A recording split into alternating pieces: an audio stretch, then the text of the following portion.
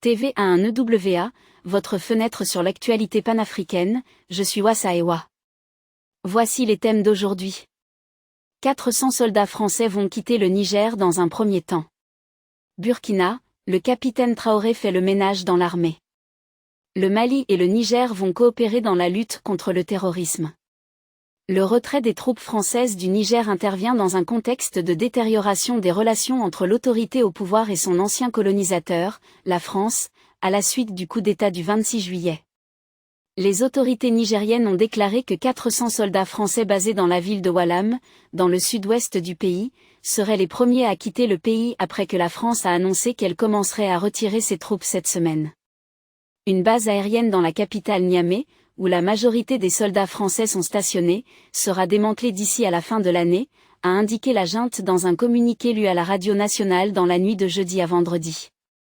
La France a déclaré qu'elle commencerait à retirer ses troupes du Niger cette semaine, après que le président Emmanuel Macron a déclaré le mois dernier qu'il refusait d'être pris en otage par les militaires et qu'il mettait fin à la coopération militaire avec le pays d'Afrique de l'Ouest.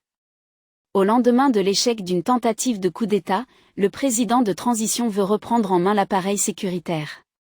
Les purges ont commencé au sein des forces de défense et de sécurité. La gendarmerie semble décapitée.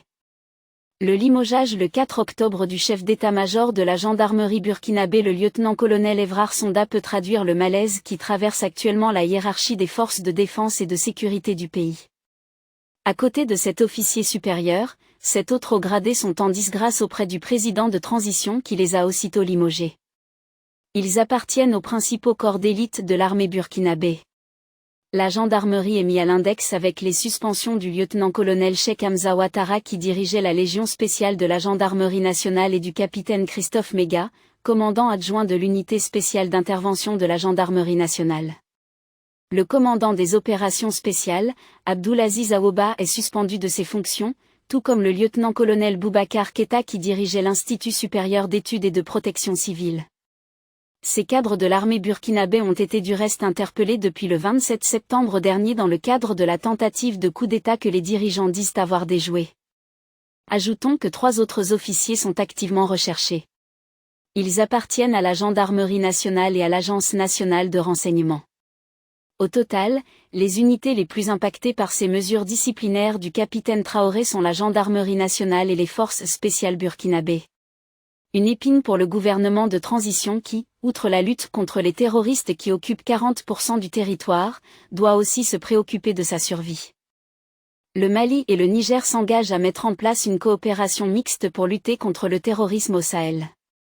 C'est ce qui ressort de la visite du Premier ministre nigérien Lamine Zein Ali Mahaman ce jeudi soir à Bamako. Cette visite au Mali vise à renforcer les liens de coopération entre le Mali et le Niger, assure le chef du gouvernement nigérien, qui annonce la mise en place rapidement d'une grande commission mixte de coopération entre les deux États. Le Premier ministre malien a donné des instructions claires afin que nos ministres se préparent et que nous puissions revenir dans quelques jours pour suivre les discussions, a déclaré à la presse Lamine Zein Ali Mahaman, tout en expliquant que les deux parties ont aussi partagé leurs préoccupations communes en ce qui concerne le terrorisme, qui affecte les deux États. Et d'ajouter, nous avons partagé nos expériences, nos engagements et surtout notre détermination commune à faire face à ce fléau. Porteur d'un message du chef d'État nigérien, le général Abdourahmane Tchiani, Lamine Zein Ali Mahaman a été reçu en audience par le colonel Assimi Goïta, président de la transition. Le chef du gouvernement nigérien était accompagné entre autres de ses ministres de la Défense, le général Salifou Modi, des Affaires étrangères, Bakary Sangaré et de son ministre délégué au budget, Moumini Boubacar Sédou, ainsi que de plusieurs autres personnalités. En outre, le chef de la délégation nigérienne a indiqué, le Niger n'oubliera jamais l'engagement du Mali et du Burkina Faso à ses côtés suite aux sanctions illégales et illégitimes de la CEDEAO, Communauté économique des États de l'Afrique de l'Ouest, et aux velléités d'agression par procuration, de l'organisation sous-régionale. Depuis le coup d'État du 26 juillet 2023 contre le président Mohamed Bazoum, le Mali et le Niger ont renforcé leur coopération. Pour rappel, le Mali, le Burkina Faso et le Niger ont annoncé en septembre la création d'une alliance de défense collective. La création de l'Alliance de défense collective est intervenue sur fond des tensions croissantes avec la Communauté économique des États de l'Afrique de l'Ouest, CEDEAO, et la dégradation des relations diplomatiques entre ces trois États du Sahel et la France, ancienne puissance coloniale. C'est tout pour aujourd'hui sur TV11EWA.